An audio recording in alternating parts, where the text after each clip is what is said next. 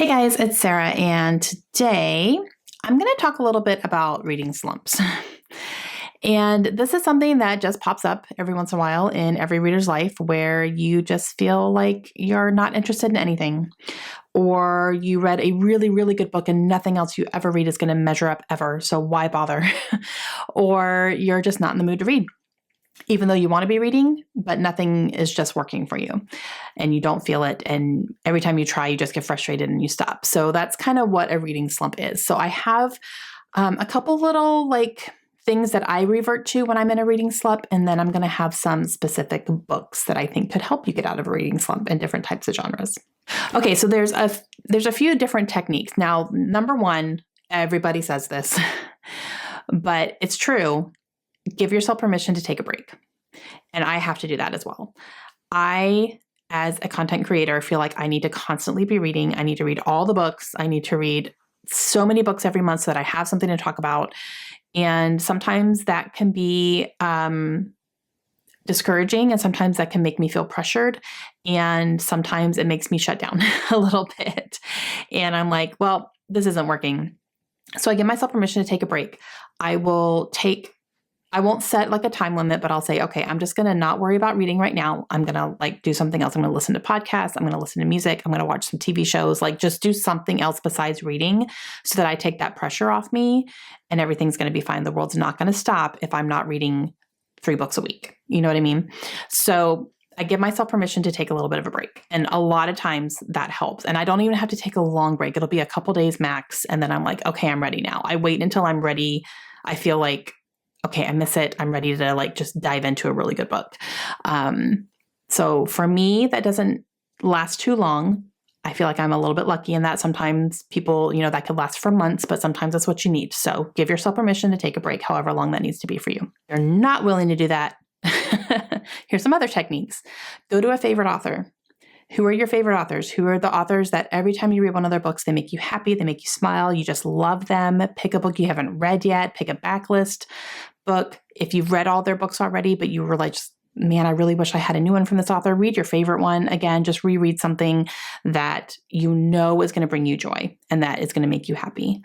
So just go to your favorites, go to your go-tos. Another one is read something short and sweet. A novella, a short story collection, maybe by your favorite author, or if your favorite author is in a short story collection, read that short story collection along with theirs. Something short that you can get done really quickly and you can enjoy it. Just it'll give you a real quick win and make you feel like you've accomplished something, but it doesn't take a lot of time. And then my last little technique is try a different genre than you normally read. So if you're reading a bunch of romance and you just feel like you're a little burnt out on it, try a fantasy, try something that you've been wanting to try for a while, or try a thriller, something that's just going to change it up a little bit and just give you a different type of story that could keep you interested.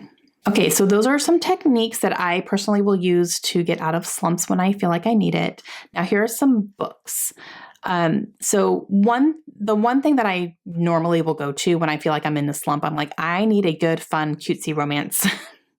Something fun, something that I don't have to use my brain. I'm just getting told a really fun story. The characters are great. They're usually funny and it keeps me engaged and just adorable, makes me swoon a little bit. That's what I'm looking for when I'm feeling slumpy. Okay, so some of my favorites are Abby Jimenez. She is definitely an all-time favorite author of mine. And my favorite is Part of Your World.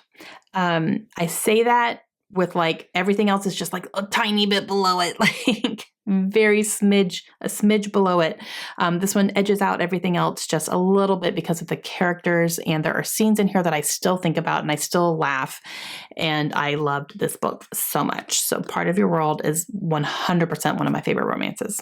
A recent favorite is Red, White, and Royal Blue by Casey McQuiston, and I adored this book. This is another one that I just could not put down, and it's not a short book. It's actually over 400 pages, I think. Yeah, it's over 400 pages. But it was so adorable, and it is full of the royal family and American presidency and all the dynamics. And these two men who were in love were just so fantastic. I loved Alex as a character. Oh my gosh, he was the best. And just, yeah, loved this. And then another one of my favorites is The Unhoneymooners by Christina Lauren. Now, Christina Lauren, I don't know that I'm going to read their books moving forward anymore, just because the past couple books I've read, I haven't loved. So I'm kind of like, I think maybe moving away from them as authors, but this one stands true. Like, I still have it. I will never get rid of this book. I loved this book so much. It was so funny. And, it's a fake dating trope, and you're going on vacation in Hawaii, and just the things that they were getting into, and the Harry Potter references, and just so many things in here were fantastic that I recommend this constantly. All the time I recommend this book. So a lot of fun. Okay, another kind of genre that you can definitely turn to when you're feeling slumpy is an action-packed thriller. So a thriller that is going to hit you and just keep you engaged the entire time, and it doesn't stop, and it blows your mind, and you can't put it down, and you have to know what's happening, and just something that completely takes you out of everything else. So I have quite a few of these to recommend as well. One of them is The Housemaid by Frida McFadden. I think I read this in 2 sittings. I could not put it down. It was so good. It was surprisingly full of action. I was not expecting anything that happened in here to happen at all. I really went into this not really knowing a whole lot about it. And I was so pleasantly surprised by what was going on in this book that I had to know. I had to keep turning the pages. I read it so quickly. It was fantastic. Another one like that is No Exit by Taylor Adams. This is literally nonstop action in this book. And it's intense. It is intense. I could not put it down. I had to know what was going on. I had to know where this was going and what in the world was actually going on. It was good. Gruesome. This one's a little bit gruesome. Housemaid, not so much. This one, gruesome. So there's some scenes. There's some scenes in this one, but it was fantastic. Another one that was unputdownable is Dark Matter by Blake Crouch. Oh my gosh, that book was so good. Very science heavy. So a little bit more on the science fiction side of things, although it is more housed in mystery thrillers, but there's some science in there as well. And it's just another one that I had to know what was going on. I had to know what was happening. How is this happening? I read through it so quickly, and I was surprised because I didn't think that I would fly through a book like that. I thought it would take me a long time to try to figure out the science of it. You don't have to figure out the science of it. He tells you the things, so you're not left wondering about the science part of it. But it was so good. Like, just boom, boom, boom. Okay. And then the last one, I feel like I would just label this as fun books that are just so much fun. And when you read them, you just feel so good, and they leave you feeling like you just got a really long, good hug. That's what I feel like these books are. So the first one is a fantasy. I'm going to say Legends and Lattes by Travis Baldree. This is a low stakes fantasy. So it's set in a fictional world. We're following an orc who just wants to open up a coffee shop. She's retired from being a warrior, and she just wants to open a coffee shop. And so you follow her taking those steps to do that, and hiring people and meeting people and ordering coffee and introducing this town to coffee because nobody knows what it is. It's kind of a newer concept for them. And you see her doing all this stuff. And then there's obviously conflict in it as well, but it's not full of like action battle scenes or anything like that. It's nothing like that. It's just fun and cozy and leaves you hungry. I've never wanted a cinnamon roll so much in my life, ever, when I was reading that book. And, it just leaves you with a really warm, loving feeling at the end. Another one like that is Finley Donovan is Killing It. Now, this is a mystery book, and it's kind of a fun mystery. It is Finley who gets mistakenly identified as an assassin, even though she's not. Someone mistakenly thinks that she's an assassin and offers her a lot of money to kill her husband. However, Finley is not an assassin, and nor does she want to be, but she kind of wants the money. So she's gonna see what this whole situation is, where this whole situation is going to take her. That's all I'm going to say. It was hilarious. It was so funny. It was so much fun.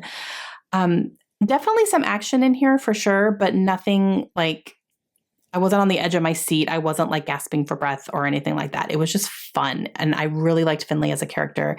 And, it's a series, so there's a couple more out already. And just, yeah, it was a really, really good time. So I think this could definitely be a good book to get you out of a slump, just because it's almost like a character of itself, and it's a lot of fun. How many times can I say fun?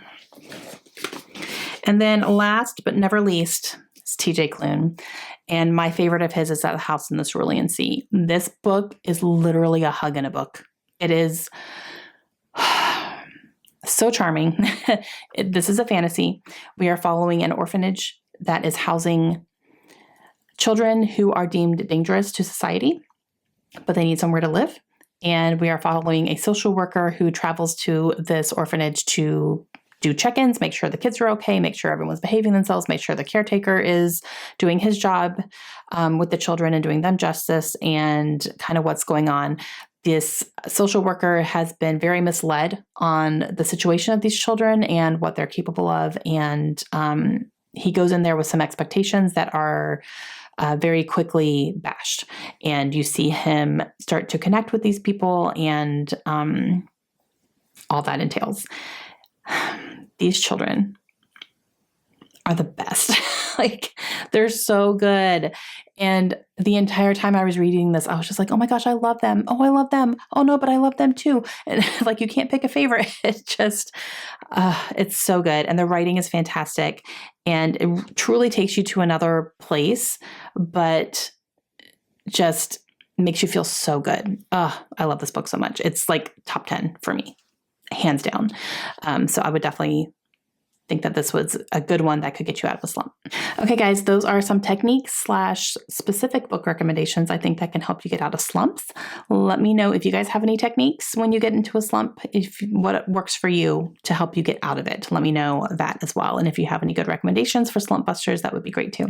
Leave those all down in the comments below. And I will see you guys again soon. Hope you have a good day. Bye.